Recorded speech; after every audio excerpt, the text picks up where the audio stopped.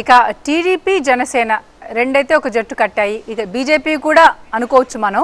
So ఈ మూడు పార్టీలు కలిస్తే వైసీపీ అంటే పోటీ ఎలా ఉండబోతుంది? మీకు నల్లేరుపై నడక అనుకుంటున్నారా, లేకపోతే నిజంగానే మూడు పార్టీలు కుమ్ముక్కవుతున్నాయి కాబట్టి మీకు కూడా పోటీ గట్టిగా ఉంటుంది, మీకు కూడా కష్టతరం అవుతుందని భావిస్తున్నారు? అంటే ఇప్పుడు 2014లో వీరిద్దరు ముగ్గురు కూడా కలిసే ఉన్నారు కదా ఎన్నికల్లో. ఓట్ షేరింగ్ ఇద్దరు ముగ్గురు కలిసి చేశారు. అప్పుడు జస్ట్ ఒక ఒక పాయింట్ అనుకుందాము, ఓట్లు తక్కువ వచ్చినాయి, వాళ్ళకి ఎక్కువ వచ్చినాయి, వాళ్ళ అధికారంలో వచ్చారు. కానీ అప్పటి నుంచి మేమేంటో తెలియకుండా, మా మేనిఫెస్టో తెలియకుండా, మా లీడర్ యొక్క పరిపాలన ఏంటో తెలియకుండా, గవర్నెన్స్ ఏంటో తెలియకుండానే ప్రజలు ఓటేశారు. ఈరోజు మాకు ఓటు వేసిన తర్వాత ఈ 5 ఇయర్స్లో కూడా ఏ రకమైనటువంటి పరిపాలనని ప్రజలకు అందించామో ఖచ్చితంగా ప్రజలందరూ కూడా చూస్తూ ఉన్నారు.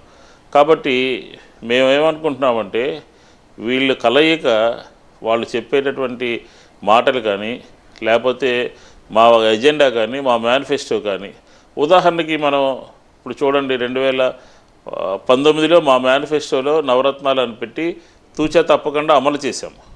అమలు చేసినటువంటి తరుణంలో ఇదే చంద్రబాబు నాయుడు గారు, ఇదే పవన్ కళ్యాణ్, లోకేష్ వీళ్ళందరూ కూడా ఏం చేశారంటే ఆంధ్రప్రదేశ్లో సంక్షేమమే, ప్రజలందరికీ కూడా డబ్బులు పంచటమే తప్ప ఈ ప్రభుత్వానికి వేరే ఎజెండా లేదు అని మాట్లాడారు.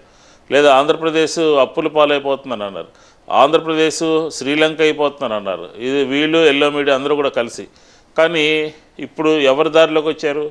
నగదు బదిలీ చేసి పేదరికాన్ని తగ్గించి ప్రభుత్వము అన్ని వర్గాల వారికి చదువుకోవాలన్నా, ఇల్లు కావాలన్నా, లేకపోతే వాళ్ళ కాళ్ళ మీద వాళ్ళు నిలబడాలన్నా ఇలాంటి ప్రోగ్రామ్స్ అన్నీ తీసుకుని మేము చేసినటువంటి పనులు భారతదేశంలో కాదు యావత్ ప్రపంచంలో కూడా ఫైనాన్షియల్ ఎక్స్పర్ట్స్ అందరూ కూడా ఈ కరోనా సందర్భంలో కానీ ఈ ప్రభుత్వం తీసుకున్నటువంటి చర్యలు చాలా బ్రహ్మాండంగా ఉన్నాయని చెప్పిన ప్రభుత్వానికి, ఇంక్లూడింగ్ వరల్డ్ బ్యాంక్ కానీ, ఇంక్లూడింగ్ నీతి ఆయోగ్ కానీ అందరూ కూడా బ్రహ్మాండంగా చెప్పినటువంటి సందర్భం ఉంది.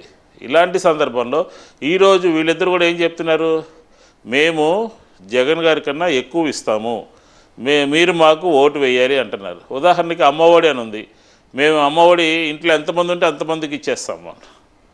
ఇట్లాగా ఒక ఫ్రీ అనే ప్రభుత్వంలోకి రావాలని ఒక సిద్ధాంతం లేకుండా మమ్మల్ని విమర్శించినటువంటి స్కీములే మళ్ళీ మమ్మల్ని కాపీ కొట్టి, మా ఎజెండా కాపీ కొట్టి, మా మేనిఫెస్టో కాపీ కొట్టి ప్రజల దగ్గరికి వెళ్తే ప్రజలు ఏమనుకుంటారు? మీరు 14 నుంచి 19 వరకు అధికారంలో ఉన్నారు ఆంధ్రప్రదేశ్లో, మీరు ఏ రోజైనా అమ్మఒడి ఇచ్చారా? ఏ రోజైనా చేయూత ఇచ్చారా? ఏ రోజైనా ఇల్లు 30 లక్షల మందికి ఇల్లు ఇచ్చారా అని అడగరా? జనరల్ పబ్లిక్ అడగరా? అంటే ఓటు వేసే వాళ్ళకి అంత ఆలోచన ఉండదా? ఓటు వేసేటటువంటి వాళ్ళకి గత ప్రభుత్వంలో విషయాలు గుర్తుండవా? ఇమ్మీడియట్గా రీసెంట్గా జరిగినటువంటి పరిపాలనే కదా. ఆ పరిపాలనలో ఏమీ చేయకుండా, ఆ పరిపాలనలో ఏమీ చెప్పకుండా మేము అధికారంలోకి వచ్చిన తర్వాత మా ఎజెండాని, మా మేనిఫెస్టోని మేము కూడా ఇస్తాము అని వాళ్ళంటే ఇంకా వాళ్ళ అవసరం ఏముంది పబ్లిక్కి? వాళ్ళు ఎందుకు రావాలి పరిపాలనలోకి?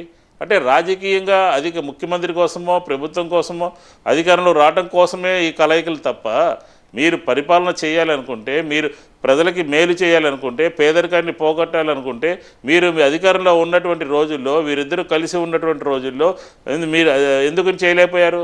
ఈ క్వశ్చన్ ఎరైజ్ అవుతుంది కదండి. కాబట్టి మాది ఒక సుస్థిరమైనటువంటి ప్రభుత్వము, ఒక ముందు చూపు కలిగినటువంటి ప్రభుత్వము. ఎన్నికల మేనిఫెస్టో తయారు చేయడంలోనే, రూపొందించడంలోనే పాదయాత్రలో వచ్చినటువంటి అంశాలన్నింటినీ కూడా తీసుకోవడం జరిగింది. కాబట్టి మేము పెద్దగా తెలుగుదేశం, జనసేన గురించి లేకపోతే ఇంకా అదర్ పార్టీల గురించి ఏమీ భయపడలేదు.